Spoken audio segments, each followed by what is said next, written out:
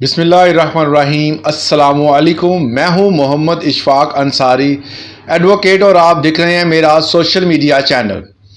आज हमने बात करनी है कि बजट 2024 और 25 ये रवां साल का बजट है, जिसमें आवाम के लिए रिलीफ की बजाय उस पर एक्स्ट्रा ज़्यादा बोझ जो है वो डाल दिया गया है।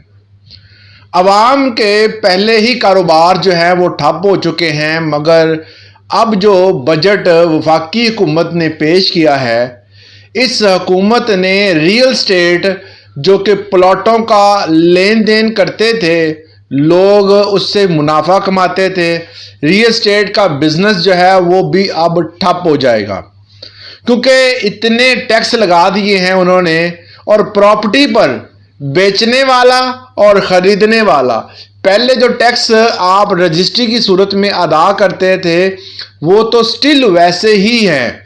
ये नए टैक्स हैं जो कि आप फाइलर और नॉन फाइलर होने की सूरत में जब आप रिटर्न्स फाइल करेंगे तब आपने अदा करने होंगे। इसमें जो बजट पेश किया गया है वफाकी हुकूमत की तरफ से, इसमें उन्होंने बहुत सारी पाबंदियां भी लगा दी हैं। अगर कोई बंदा जो टैक्स फाइलर नहीं है, उस बंदे की सिम ब्लॉक करने की बातें तो पहले हो रही थी और कुछ की बुलंद भी हुई है सिमें, मगर अब जो है वो इंटरनेशनल तौर पर फ़्लाइट जो है, अगर वो बंदा बाहर हज करने जाता है, उम्रा करने जाता है, या घूमने फिरने जाता है, या इलाज की सूरत में जाता है, तो उस बंदे पर भी ये पाबंदी आयद कर दी गई है कि वो बंदा टैक्स पेड होगा, टैक्स अदा करेगा, फिर वो बाहर जा सकता है। इसके अलावा जो है उसके पास कोई चारा नहीं है। बात करें प्रॉपर्टी की, तो बेचने वाला और ख़रीदने वाला अलग अलग जो है वो रिटर्न्स फाइल करेगा। और तीसरी चीज़ जो इसमें बड़ी अनोखी डाल दी है कि पहले होता था कि जो लेट रिटर्न फाइल करता था, चंद पैसे, चंद हज़ार जो है वो अदा करता था और उसकी लेट रिटर्न जो होती थी वो फाइल हो जाती थी।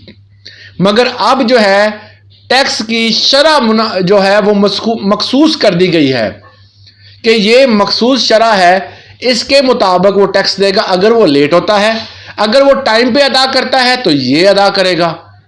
दोनों सूरतों में टैक्स देना पड़ेगा, ज़्यादा या कम, या आपने बर वक्त अदा किया तो। अब बात करते हैं कि अगर ख़रीदार जो है, जो बंदा प्रॉपर्टी खरीद रहा है, और उस जो बायर है वो कितना टैक्स अदा करेगा।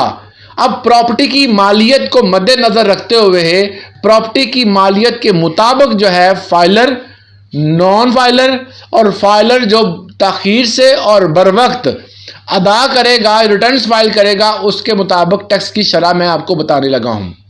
अगर 5 करोड़ तक आपकी प्रॉपर्टी है, गवर्नमेंट के जो रेट है, जो डीसी रेट आप कहते हैं, उस रेट के मुताबिक अगर प्रॉपर्टी जो है वो 5 करोड़ तक है, ज़ीरो से लेकर 5 करोड़ तक, अगर प्रॉपर्टी जो है उसकी मालियत 5 करोड़ है, तो फाइलर, ऐसा फाइलर जो बर वक्त रिटर्न्स फाइल करता है, बड़ी अच्छी इन्होंने ऑप्शन बना दी है कि फाइलर, और इसमें कंडीशन कि बर वक्त जो रिटर्न्स फाइल करता है वो 3% उसका टैक्स देगा। ये टैक्स की शरह उनके लिए है जो कि ज़ीरो से लेकर 5 करोड़ तक अगर प्रॉपर्टी खरीदते हैं तो वो 3% जो है बर वक्त फाइलर जो होने की सूरत में, रिटर्न्स फाइल करने की सूरत में अदा करेगा। अगर फाइलर है और लेट रिटर्न्स फाइल करता है तो वो 6% अदा करेगा। टैक्स की शरह 6% होगी। नॉन फाइलर तो वैसे ही फारिग है ना, उसको तो इतना टैक्स अदा करना पड़ेगा कि उसकी सोच से बालातर है, वो 12% देगा। हालांकि टैक्स हम जो है बिजली के बिल में भी देते हैं, एक सुई भी खरीदते हैं तो उस पर भी हम टैक्स देते हैं, मगर यहाँ पर प्रॉपर्टी का टैक्स, मतलब फिक्स एसेट टैक्स जो है वो उन पर लगा दिया गया है। फिक्स एसेट टैक्स जो है वो उन पर लगा दिया गया है, जो कि देना ही देना है। 5 करोड़ से 10 करोड़ के दरमियान अगर प्रॉपर्टी को खरीदता है, फाइलर जो बर वक्त रिटर्न्स फाइल करेगा उसके लिए 3.5% जो है वो टैक्स होगा।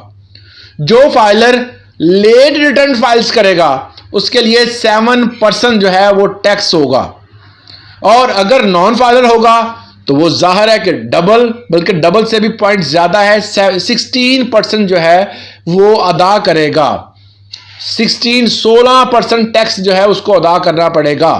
اگر 10 کروڑ سے زیادہ ہے، سون جتنا بھی ہے، تو وہ کیا کرے گا؟ فائلر اگر بر وقت جو ہے وہ ریٹرنز فائل کرے گا تو وہ جو ادا کرے گا وہ 4% ٹیکس ہوگا، اور فائلر اگر تاخیر سے جو ہے وہ ریٹرنز فائل کرے گا تو وہ 8% ٹیکس ادا کرے گا، اور اگر نان فائلر ہوگا تو وہ 20% تک، بہت زیادہ اماؤنٹ بنتی ہے، 20% تک وہ ادا کرے گا۔